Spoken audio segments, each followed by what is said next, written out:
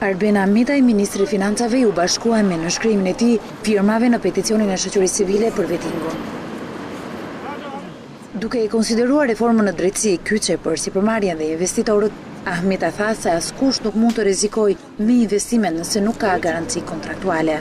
Ju e dëgjuat çfarë sipërmarrja i tha dje kryetarit të opozitës.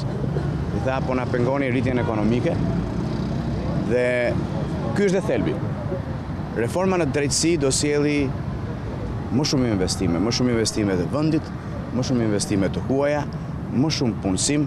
Ndërsa për ata që qëndrojnë në çadrën tjetër, pra vetëm pak metra në distancë, Ahmetaj tha se bojkoti i opozitës ka për qëllim të marrë pushtetin në tavolinë, jo përmes votës.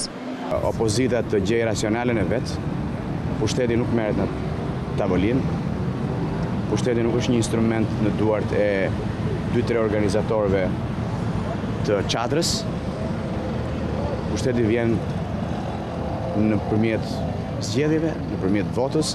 Në optimizmin e shifrave që tregojnë uljet papunësisë nga 17.3% në 14.2%, Ahmetaj u tha qytetarëve se pa reforma të thella nuk mund të ketë punësim, stabilitet dhe të ecet drejt integrimit të vendit në Bashkimin Evropian.